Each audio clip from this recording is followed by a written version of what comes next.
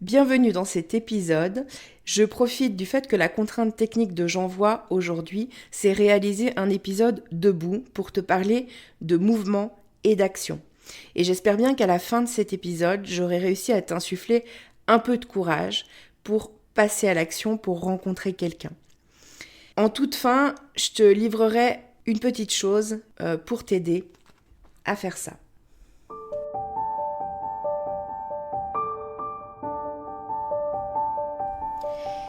Et si je te parlais d'amour ?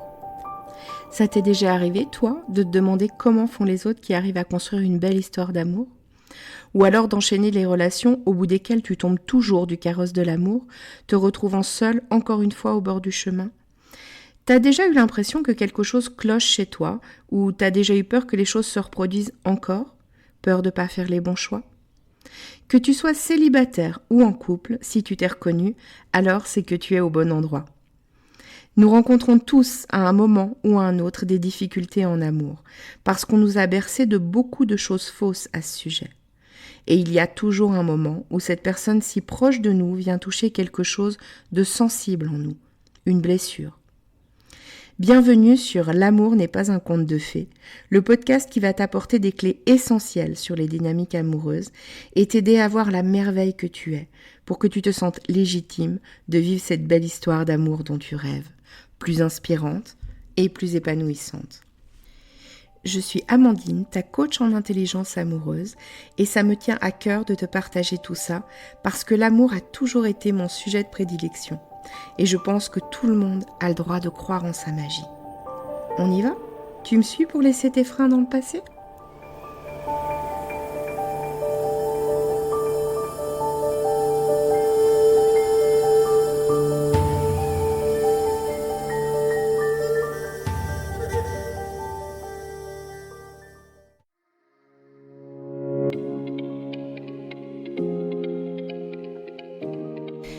En ce début d'année, j'ai décidé de participer au challenge J'envoie proposé par l'Académie du podcast. Ce challenge consiste à sortir de sa zone de confort en faisant un maximum d'épisodes tous les jours du mois de janvier, avec à chaque fois un thème ou une spécification technique imposée.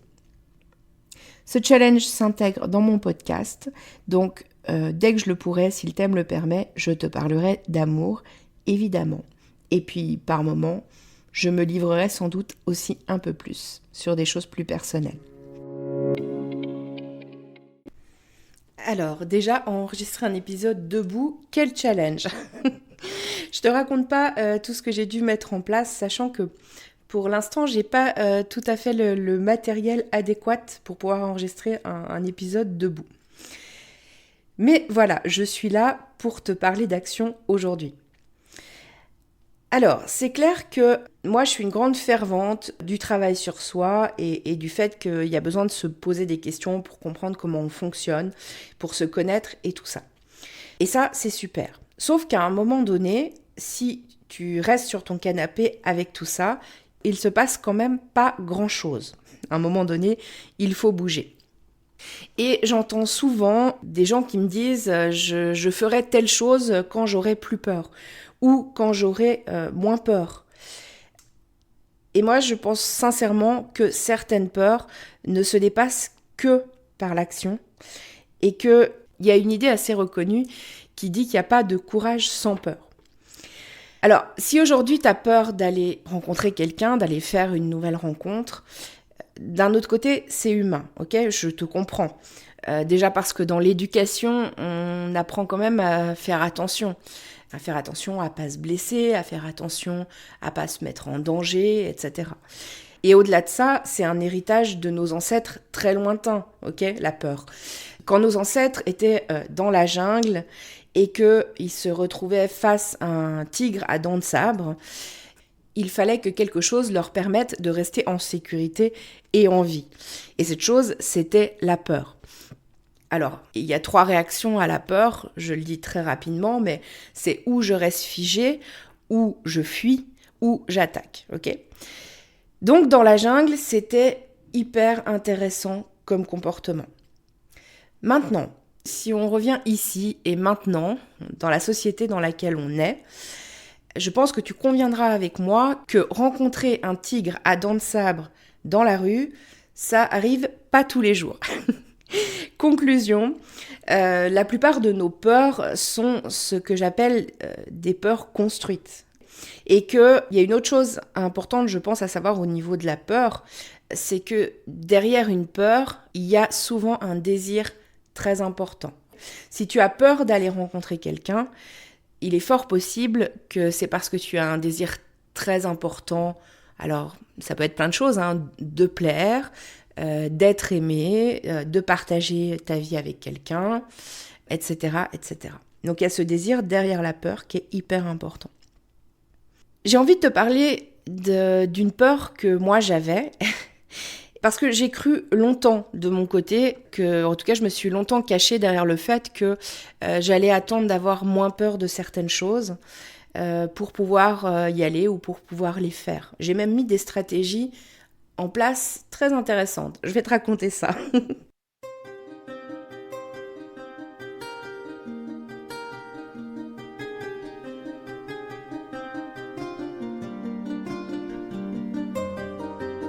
J'ai commencé à aller sur les sites de rencontres il y a très longtemps, je devais avoir une vingtaine d'années, même si à l'époque c'était peut-être plutôt des chats que des sites de rencontres.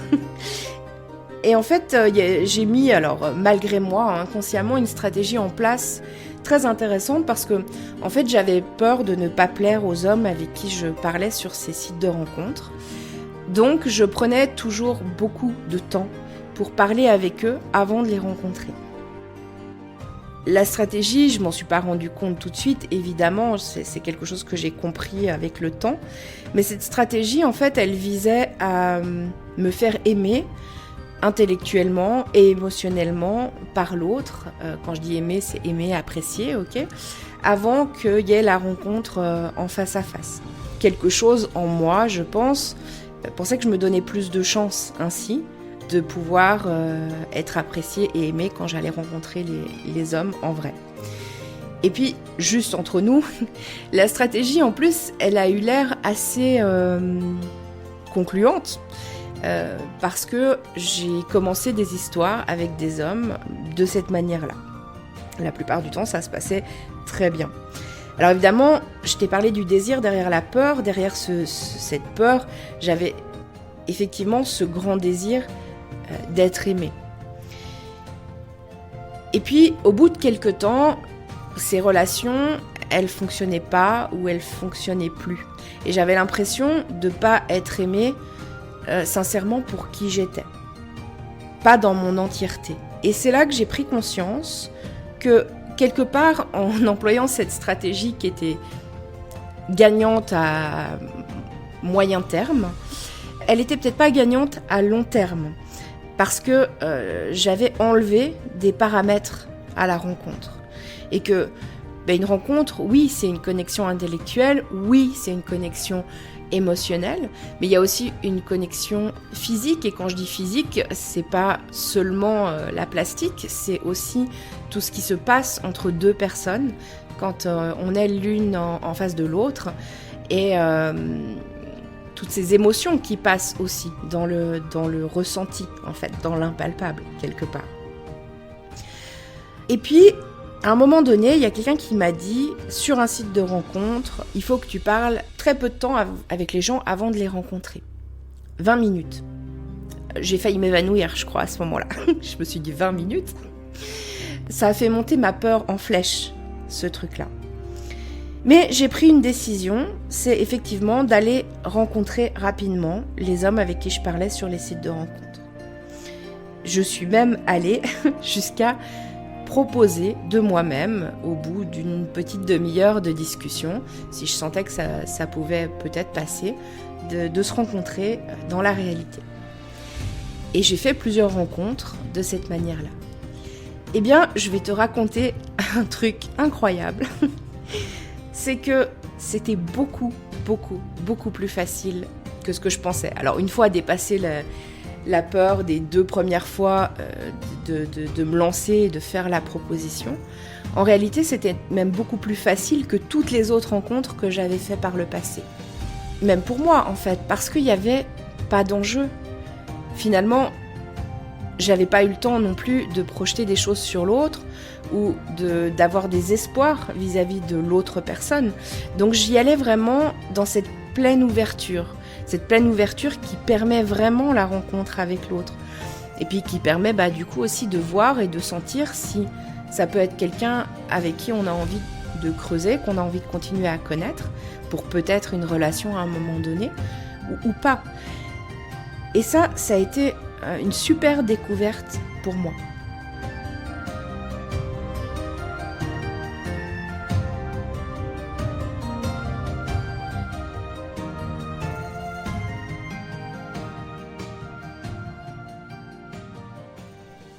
Donc à toi qui m'écoutes, là, oui, c'est pas facile de décider d'aller faire quelque chose qui te fait peur.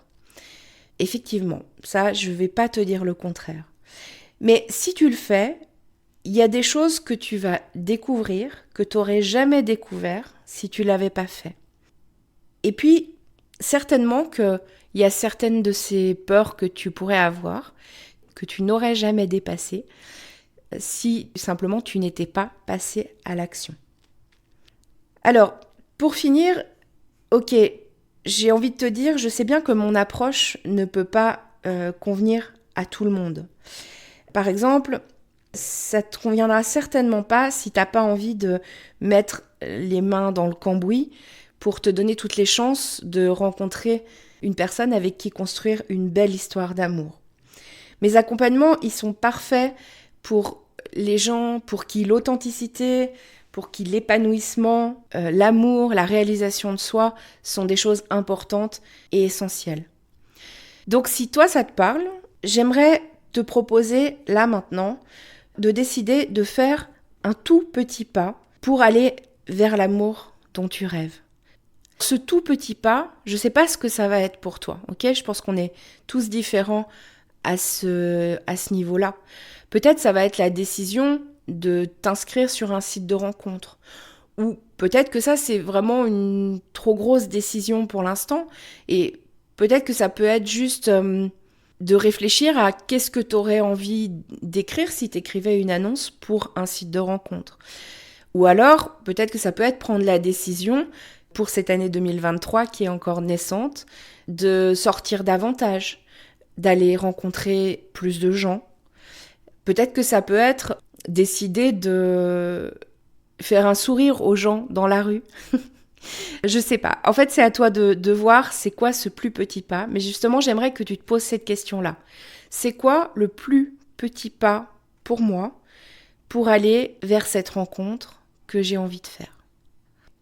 Je te remercie de m'avoir écouté jusqu'au bout de cet épisode et je te dis à demain pour un nouvel épisode de J'envoie 2023 dont le thème sera un moment étrange. Bye bye!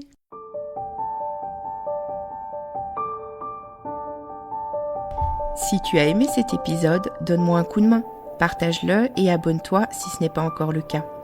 Si la plateforme d'écoute le permet, n'hésite pas à lui donner 5 étoiles. Si tu as des questions, s'il y a des sujets que tu as envie que j'aborde ou si tu veux réagir sur cet épisode, je t'invite à me rejoindre sur mon compte Instagram, Amandine_lovecoach. On se retrouve là-bas. À très vite!